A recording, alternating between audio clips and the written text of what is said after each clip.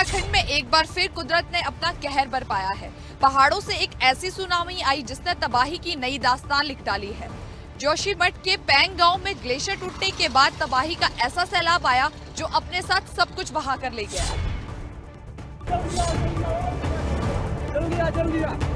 पहाड़ों से निकलती सुनामी,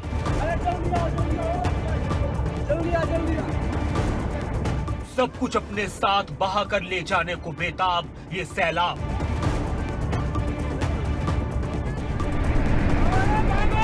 डर, सिरहन और अफरा तफरी।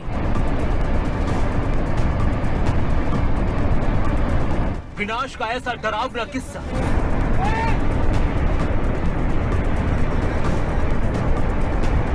जो किसी की भी रूह कपकपा दी।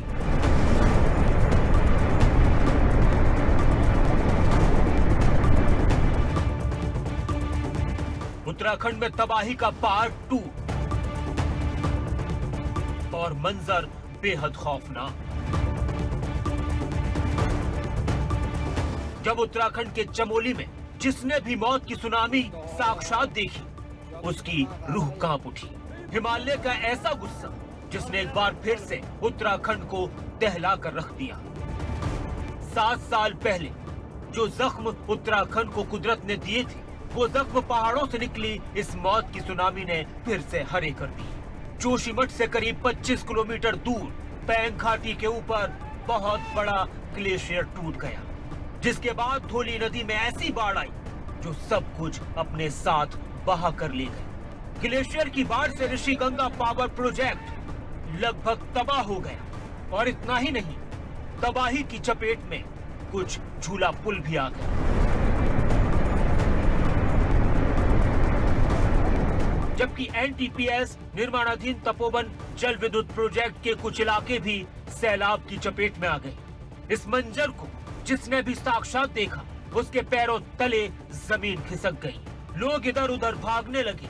जैसे ही ग्लेशियर के टूटने की खबर फैली तो आनन फानन में चमोली, तपोवन, कर्णप्रयाग, श्रीनगर, देवप्रयाग, ऋषिकेश से लेकर हरिद्वार तक अलर्ट जारी कर दिया गया, क्योंकि पहाड़ों से निकली सुनामी ऐसी थी कि जैसे पूरे के पूरे उत्तराखंड को अपने अंदर समा लेगी। लिहाजा चमोली से लेकर हरिद्वार तक प्रशासन अलर्ट पर आ गया। पहाड़ से जो पानी आ रहा है, कृपया घाट को शीघ्र खाली कर दें।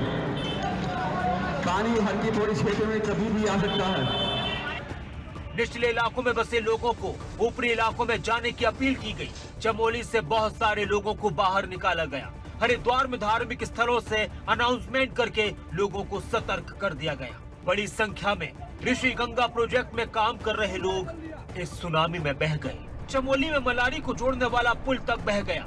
कई लोग सैलाब में लापता हो गए और उत्तराखंड आपदा पार्ट 2 से एक बार फिर से सहर उठा।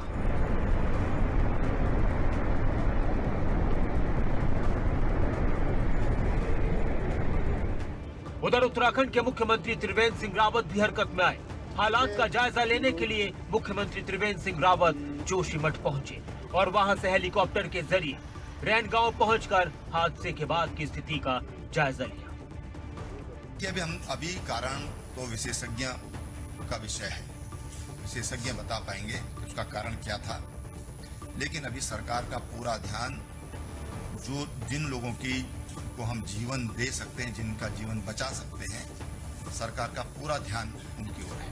अब जो पानी की स्थिति है तो रुद्रप्रयाग से पीछे अब पानी एकदम साफ पानी है। जब हम जा रहे थे तो मैठाना गांव है चमोली से थोड़ा इधर से जाते हुए पहले, तो वहां तक पानी में मैलापन था और लकड़ी बहकर आ रही थी, लेकिन आते समय पानी का लेवल बिल्कुल सामान्य है। उधर तपोवन सुरंग मलबे से पूरी तरह बंद हो गई। आईटीबीपी, एसडीआरएफ की टुकड़ियां रेस्क्यू में जुटी हुई हैं और अभी तक कई शव बरामद किए जा चुके हैं, लेकिन बताया जा रहा है कि करीब 150 लोग अभी भी लापता हैं। राहत बचाव कार्य लगातार जारी है, लोगों की तलाश की जा रही है। डाउन स्ट्रीम में है ऋषिकेश से करीब 13-14 किलोमीटर, वहाँ पे बड़ा डैम है तो वाटर वहाँ पे रुका है। एनटीपीसी का तपोवन में जो पावर प्लांट था उनके मैनेजमेंट से पता कर रहे हैं। सस्पेक्टेड है कि अराउंड नॉर्मली वहाँ पे 100 वर्कर्स जो है ना काम करते हैं, तो सारे के सारे मिलके सारे एजेंसीज मैक्सिमम जो है ना लोगों को रेस्क्यू करने की पूरी कोशिश जारी है। उत्तराखंड त्रासदी पर इंडियन आर्मी ने भी मोर्चा संभाल लिया है।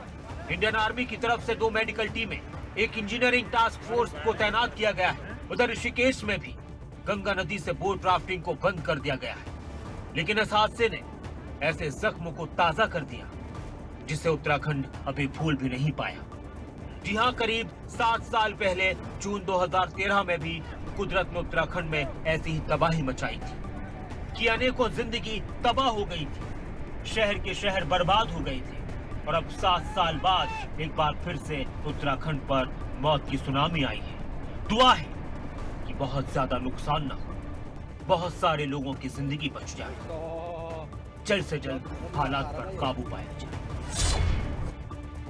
ग्लेशियर टूटने के बाद कई क्षेत्रों में अलर्ट जारी कर दिया गया है। चमोली जिले के निचले इलाकों में जिला प्रशासन और एसडीआरएफ को सतर्क रहने के आदेश जारी किए गए हैं।